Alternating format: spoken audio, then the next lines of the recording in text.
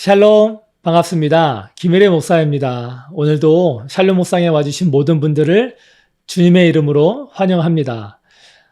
제가 지난주에 방문한 가정 중에 50대 중반의 형제님이 계십니다. 이분은 20대에 강직성 척추염이 와서 오랫동안 큰 고생을 하셨습니다. 지금도 장애진단을 받으신 상태인데 그럼에도 열심히 일하시며 성실하게 살아오신 분입니다. 그런데 코로나로 인해서 또 회사 상황으로 근로를 더 이상 못하시게 되었고 장애가 있으셔서 작년에만 면접을 70군데를 보러 다니셨어도 다 거절을 당하셨다고 합니다. 그래서 월세도 못 내시고 또 집에서 퇴거할 위기가 되신 상황에 하나님이 저희와 만나게 해주셔서 좋은 집으로 이사를 하시게 되었습니다. 그래서 지난주에 신방을 다녀왔는데 전에 얼마나 비좁고 열악한 상태였는지를 알아서인지 정말 그곳이 새로 이사하신 곳이 마치 신혼집같이 깨끗하고 쾌적한 곳에 사시는 모습을 뵈니까 정말 감사했습니다. 형제님은 제게 연신 감사하다고 말씀하셨는데 저는 이 모든 게 하나님이 형제님을 사랑하시고 형제님의 상황을 아시기에 도와주신 것이라고 말씀드리고 이 집보다 더 중요한 선물을 가져왔다고 하고 그 선물인 복음을 전해드렸습니다. 이야기를 다 들으시더니 형제님은 사실은 자기가 부산에서 고등학교 때 교회를 잘 다니고 학생회 활동도 할 정도셨다고 하시면서 서울 오고 또 아프면서 교회를 안 다니게 되었다고 하면서 저에게 자신을 신앙적으로 잘 이끌어 달라고 말씀하셨습니다. 그래서 그 자리에서 같이 무릎 꿇고 예수님을 영접하시고 또 하나님의 자녀가 되셨습니다. 그때가 지난 금요일이었는데 이틀 뒤에 주일 이른 아침에 저희 교회에 형제님이 나타나신 겁니다. 사시는 것도 꽤 먼 곳인데도 말입니다. 전 이 형제님이 무려 38년 만에 이 교회에서 예배드리는 모습을 보니까 정말 감격이 되었습니다. 앞으로도 저희 교회에서 신앙생활을 계속 하시기로 했습니다. 그런데 신기하게도 이 형제님을 만나기 전날 비슷한 연배에 인천에 사시는 한 남성분을 만났을 때도 같은 일이 벌어졌습니다. 그분은 아들과 단둘이 사시는 또 형제님이셨는데 이분께도 이 복음을 전해드리니까 안 그래도 자신이 고등학교 때까지는 열심히 교회를 다녔었는데 사회생활 하면서 또 먹고 사는 게 바빠서 믿음을 등한시하게 됐다고 하셨습니다. 그러면서 그래도 자신이 너무 힘들 때면 마음속으로 하나님 하면서 도와달라고 한 적이 있었다고 했습니다. 그 형제님 역시 예수님을 그 자리에서 영접하고 다시 믿음으로 살아가시겠노라 다짐하셨습니다. 이 두 형제님이 믿음으로 날마다 승리하시며 살아가시기를 함께 기도해 주시면 감사하겠습니다. 혹시 이 영상을 보시는 분들 중에서도 조금 전에 형제님과 같은 분은 안 계신가요? 전에는 잘 믿는다고 했었는데 지금은 세상 사는 게 바빠서 또 여러 가지 이유로 믿음을 잊은 채 사시는 분들 말입니다. 조금 전에 형제님 같이 또 힘든 상황을 맞게 되면 나도 모르게 마음 깊은 곳에서 하나님 하고 찾는 분들이 분명히 계실 줄 압니다. 그런 분들은 다시 하나님 앞으로 나아오시기를 바랍니다. 하나님이 여러분들을 도우실 것이고 또 반드시 선한 길로 인도하실 것입니다. 오늘은 창세기 14장을 배우려고 합니다. 4장 12절부터 16절까지 말씀을 제가 읽도록 하겠습니다. 소돔에 거주하는 아브라함의 조카 롯도 사로잡고 그 재물까지 노략하여 갔더라. 도망한 자가 와서 히브리 사람 아브라함에게 알리니 그때 아브라함이 아모리 족속 마므레의 상수리 숲을 근처에 거주하였더라. 마므레는 에스골의 형제요 또 아넬의 형제라. 이들은 아브라함과 동맹한 사람이더라. 아브라함이 그의 조카가 사로잡혔음을 듣고 집에서 길리고 훈련된 자 318명을 거느리고 단까지 쫓아가서 그와 그의 가신들이 나뉘어 밤에 그들을 쳐부수고 다메섹 왼편 호바까지 쫓아가 모든 빼앗겼던 재물과 자기의 조카 롯과 그의 재물과 또 부녀와 친척을 다 찾아왔더라. 아멘. 이 유튜브 끝날 때에 보시면 이게 성경 본문을 읽을 수 있는 또 화면이 작게 뜹니다. 그래서 클릭하셔서 이 창세기 본문을 다시 한번 읽어보시고 또 오늘 나눈 말씀들을 다시 한번 살펴보시면은 더 큰 은혜가 있을 줄 압니다. 지난번에 이 아브라함이 롯과 헤어져서 살게 되는 이 믿음의 결정을 하자 하나님이 아브라함을 찾아가셔서 축복하신 것을 배웠습니다.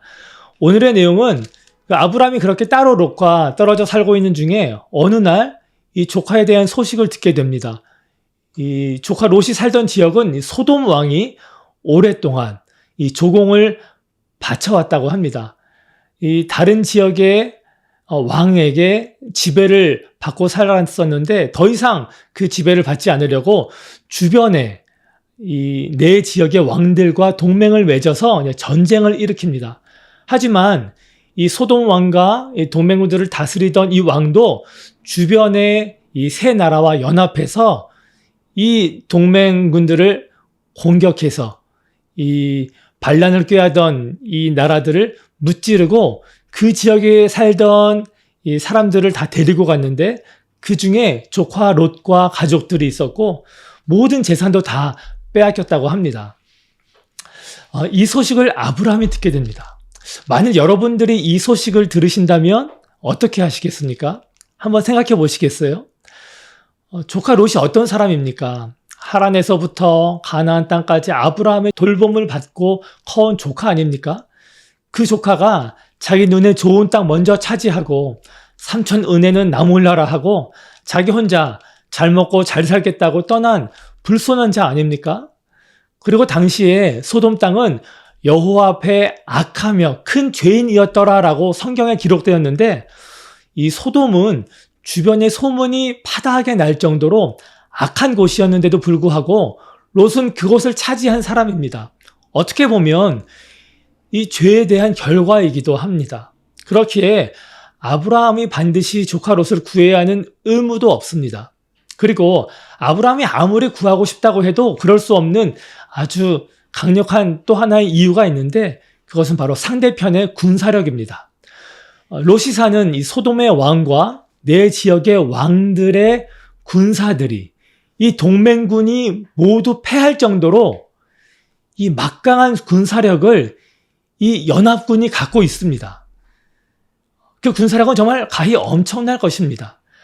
아브라함이 무슨 무기와 또 잘 훈련된 병사들이 있었겠습니까? 이것은 계란으로 바위치기와 같은 비교가 될 수 없는 차이입니다. 그런데도 아브라함은 이 모든 사실에도 불구하고 롯과 그 가족들을 구하러 자신의 사람들을 318명을 이끌고 그 적지로 향합니다. 정말 말이 나오지 않습니다. 이 행동은 저 말이지 죽음을 불사하는 결정입니다. 아무리 봐도 이건 완전히 죽으러 가는 것입니다.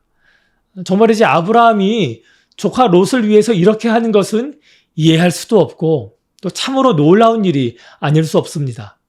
자신의 목숨뿐만 아니라 자신의 가족들의 안위와 모든 재산도 잃을 수 있기 때문에 말입니다. 무엇이 아브라함을 이렇게 만들었을까 저는 곰곰이 생각해 보았습니다. 애굽에서 자신을 살리신 하나님을 경험한 아브라함은 제 생각으로는 조금 서운은 했겠지만 하나님의 마음으로 롯을 떠나보냈습니다. 그런 자신에게 찾아오셔서 축복하신 하나님을 또 만나고 경험했지요. 아마 성경에는 기록되어 있진 않지만 그 외에 얼마나 많은 하나님의 사랑을 아브라함이 겪었겠습니까? 그러면서 아브라함의 믿음도 조금씩 성장하게 된 것입니다. 아브라함은 하나님을 믿지 못하고 자기 중심적이었던 자신을 끝까지 사랑하신 그 하나님처럼 자신도 자기의 혈육인 조카를 끝까지 사랑하기로 결정하고 자신의 전부를 바치는 것과 같은 믿음의 행동을 합니다. 그리고 정말 기적과 같은 일이 벌어집니다. 아브라함과 318명의 이 일행이 밤에 기습해서 이 연합군을 무찌르고 조카 롯과 가족 그리고 재산을 모두 되찾아옵니다. 진짜 말도 안 되는 일이지만 이런 일이 벌어지는데요. 성경에는 이와 같은 일들이 적잖이 등장합니다. 다윗과 골리앗의 싸움이 그렇고요. 또 적군의 이 여리고 성을 무너뜨릴 때 무기도 없이 승리한 사건도 그렇습니다. 이 기드온의 300용사가 정말 미디안의 수많은 대군을 물리치기도 합니다. 이 모든 것이 무엇을 말하는 것이겠습니까? 이 소수 정예의 힘을 말하는 것이 아닙니다. 아무리 적어도, 아무리 약해도 하나님이 함께 하시면 승리할 수 있다는 것을 말하는 것입니다. 그렇기에 내가 아무리 가진 게 없어도, 능력이 없어도, 실패를 많이 했어도 그것은 문제가 되지 않습니다. 하나님이 나와 함께 하신다면 말입니다. 여러분도 여러분과 함께 하시는 하나님을 믿고 의지하심으로 아브람같이 믿음으로 승리하시기를 축복합니다. 저는 롯의 모습에서 저의 모습을 보았습니다. 저 역시 롯과 같이 나만 위하고 나만 생각하고 하나님은 무시할 때가 있습니다. 그런 제가 얼마나 죄송한지 모릅니다. 그리고 아브라함의 모습에서는 하나님의 모습을 발견합니다. 롯의 죄에도 불구하고 위험과 피해를 불사하고 롯을 살리는 아브람처럼 하나님은 여전히 죄인인 나를 사랑하시고 끝까지 돌보십니다. 저는 그 하나님이 정말 좋고 감사합니다. 이 좋으신 하나님을 여러분들도 꼭 믿으시면 좋겠습니다. 저는 오늘 묵상을 준비하면서 정말 아브라함이 위대해 보였고 또 멋져 보였습니다. 그리고 롯이 정말 복이 많구나. 저런 삼촌을 두다니 말입니다. 나에게도 저런 믿음의 선배, 나를 이끌어줄 누군가가 있으면 좋겠다 하는 생각을 하다가 하나님이 저에게 이런 마음을 주셨습니다. 그것은 나 역시 누군가에게 아브라함이 되어주라는 것이었습니다. 제 주위에 있는 롯과 같은 사람들에게 아브라함과 같은 사람이 되어주라고 말입니다.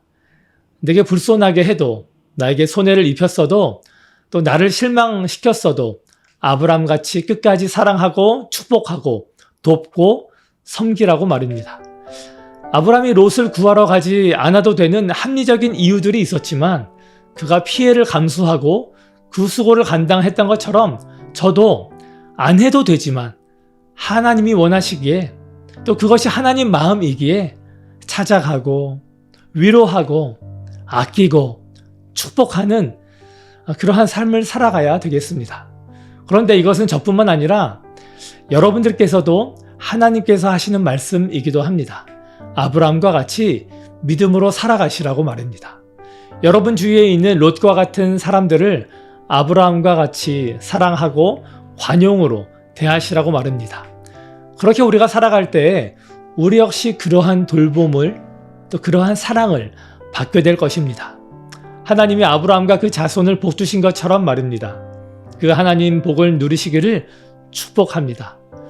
그럼 제가 기도하겠습니다. 하나님 은혜를 감사합니다.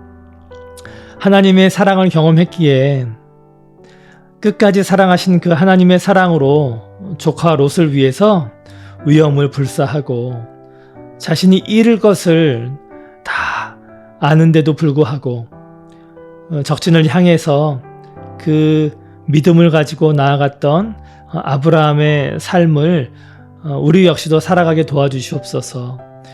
나를 끝까지 사랑하시는 그 하나님의 사랑으로 나 역시 이웃을 사랑하고 아버지의 마음으로 섬기는 사랑의 수고를 아끼지 않는 우리 모든 사람 될 수 있도록 인도하여 주시옵소서. 이 모든 말씀을 예수님 이름 받들어 기도하옵나이다. 아멘. 오늘도 끝까지 함께 해주신 모든 분들 감사드립니다. 오늘 말씀 꼭 기억하셔서 믿음 꼭 붙잡으시고 또 그 사랑 나누시기를 바랍니다. 아까 제가 말씀드린 두 형제님처럼 다시 믿음으로 새롭게 살아가시기를 축복합니다. 누군가에게 아브라함이 되시는 여러분들 되시기를 주의 이름으로 간절히 축원합니다. 여러분 오늘도 그 믿음으로 그 하나님 주신 힘으로 또 하나님이 주시는 기쁨과 이 평안, 이 샬롬으로 살아가시기를 축복합니다. 여러분 사랑합니다. 샬롬.